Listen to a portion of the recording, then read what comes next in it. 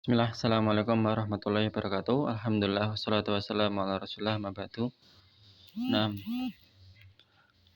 eh, kita masuk ke bab selanjutnya, yaitu bab yang kedua, yaitu jihad ya. Ini tentang jihad Islam melawan musuh-musuh Islam.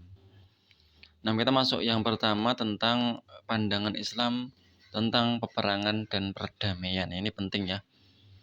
Pandangan Islam tentang jihad. Nah, disyariatkan perang dalam Islam karena ada beberapa sebab. Di antaranya melawan musuh, melindungi agama, jiwa, harta, keluarga, dan tempat tinggal. Nah, Allah Subhanahu wa taala wa qatilu fi sabilillahi alladzi yuqatilunakum wa la ta'tadu innallaha la yuhibbul mu'tadin. Perangilah di jalan Allah orang-orang yang memerangi kamu. Tapi jangan ta'tadu melampaui batas. Karena sungguhnya Allah tidak menyukai orang-orang yang melampaui batas. Nah, disebutkan diantaranya pandangan Islam tentang perdamaian. Sebenarnya Islam ini adalah agama keselamatan yang mengajak dan mendorong pada perdamaian. Nah, makanya tidak boleh bagi seorang muslim berperang karena tujuan duniawi. Menguasai negara lain itu nggak boleh. Atau kepentingan pribadi. Nah, muslim hanya Islam mengajak kepada penyembahan terhadap Allah Subhanahu wa taala semata.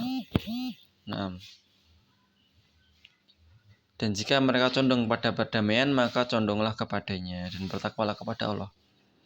Nah, kok ada perang-perang begitu, Tat? Nah, ini diantara jihad dalam sejarah Islam itu yang pertama jihad di awal Islam ya. Awal Islam, maka ini Rasulullah SAW pertama Rasulullah SAW berdakwah. Kemudian menjadi teladan bagi orang-orang dan orang-orang pun melihatnya. Sehingga orang-orang pun mengikuti dakwah Islam dari Rasulullah SAW. Kemudian terjadilah pemberontakan. Ya, pembangkangan dari beberapa dan banyak dari kaum Quraisy sendiri dan kaum Arab pada umumnya. Sehingga Rasulullah SAW pun terpaksa berperang demi melindungi jiwa, raga, harta, keluarga, dan agama. Yang kedua,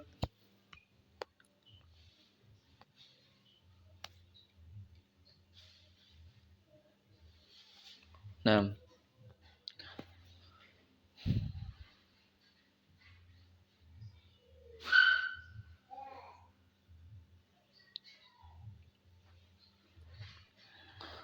yang kedua tentu saja berperang ketika musuh mulai menyerang negara kaum muslimin. Sebagaimana yang terjadi pada Daulah Abbasiyah ketika mereka melemah. Dan banyak wilayah yang memisahkan diri, sudah lewat pembahasannya. Dan mulai terjadi pemberontakan.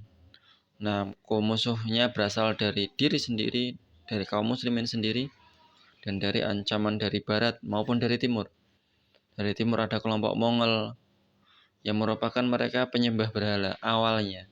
Tapi nanti mereka akan jadi Islam dengan keislaman yang kuat. Nah, dan dari arah barat datang dari kelompok pasukan salib.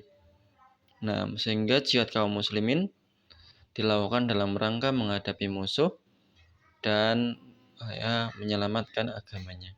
Yang ketiga, pada masa sekarang negara-negara Islam ditimpa musibah di mana mereka dikuasai oleh para penjajah. Maka jihad Islam dilakukan dalam rangka melawan penjajah, sebagaimana yang terjadi pada Indonesia.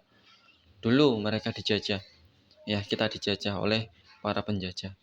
Nah, Belanda dan Jepang. Nah, itu termasuk jihad.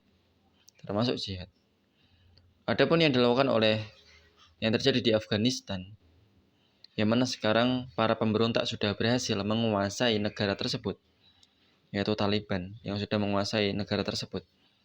Nah, menurut hemat saya, ada bukan jihad. Itu adalah pemberontakan Khawarij.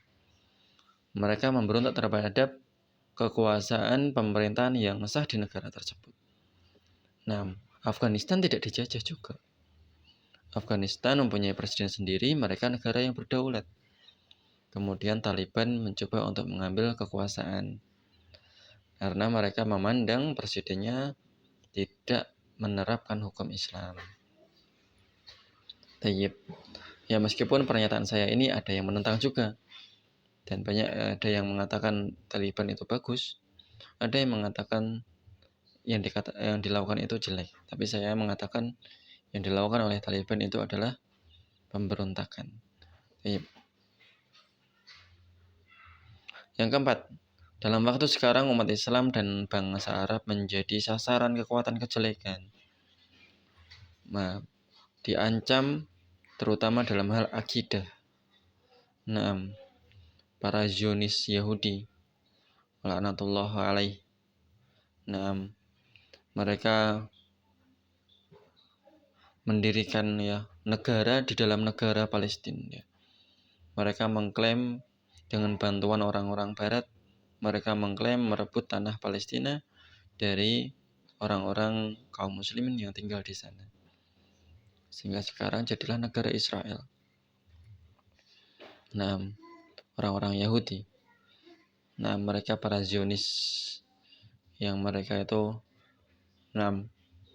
jelas-jelas real penjajah yang nyata, tapi dunia hanya diam. Karena